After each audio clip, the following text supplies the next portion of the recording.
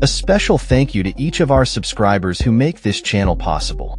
Here's today's story. In a bold move that has sparked heated debates, the city of Venice has announced that only Italian will be spoken at market stalls, a decision aimed at revitalizing struggling local commerce amidst a backdrop of declining population. Critics have quickly labeled the initiative as racist, igniting discussions about cultural identity and the practicality of such a policy in a city that thrives on tourism. Venice, a city historically rich in dialects, is home to the Veneto language, which many locals claim is their true form of communication, rather than the standardized Italian spoken in other regions of the country. This linguistic divide raises questions about the authenticity of the Venetian experience and the pressures of globalization on local traditions.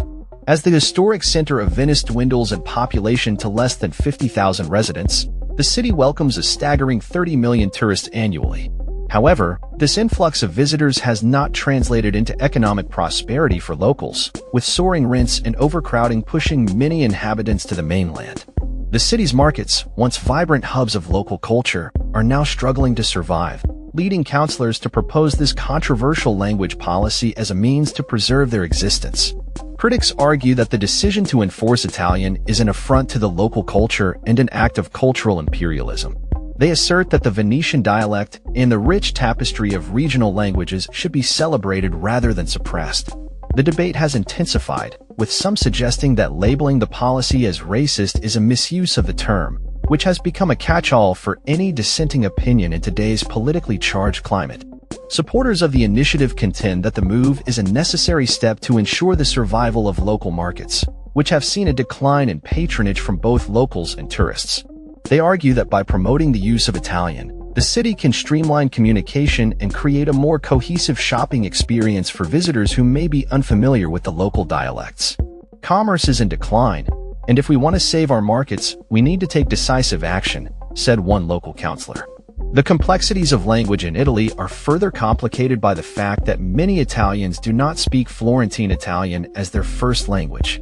Instead, they communicate in a variety of regional dialects that reflect their local heritage. This reality raises questions about the validity of enforcing a single language in a country known for its linguistic diversity. The historical context of the Italian language's development, particularly the role of Mussolini in promoting a standardized Italian, adds another layer to the conversation. Many argue that while the push for a common language may have its roots in unification, it has also led to the erosion of regional identities. Amidst these discussions, the economic implications of the language policy cannot be ignored. Venice has become synonymous with tourism, and the argument that tourists contribute little to the local economy is met with skepticism. Critics point to the high prices charged for goods and services in tourist areas, suggesting that the influx of visitors does indeed support local businesses, albeit in a way that may not align with traditional commerce. The city's council is also considering raising tourist taxes to further bolster local revenue, a move that could potentially deter day trippers but may also lead to a more sustainable tourism model. As Venice grapples with its identity in an ever-changing world, the decisions made today will undoubtedly shape the future of this iconic city. In conclusion, the debate surrounding the language policy in Venice reflects broader issues of cultural preservation, economic sustainability, and identity.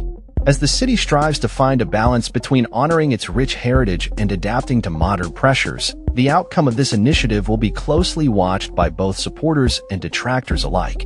Whether this move will indeed save the markets or simply alienate a portion of the local population remains to be seen.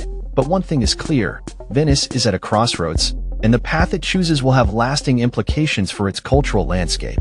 That's all for this story. We upload videos every day covering many different subjects, so hit that subscribe button to stay informed. Thanks for watching.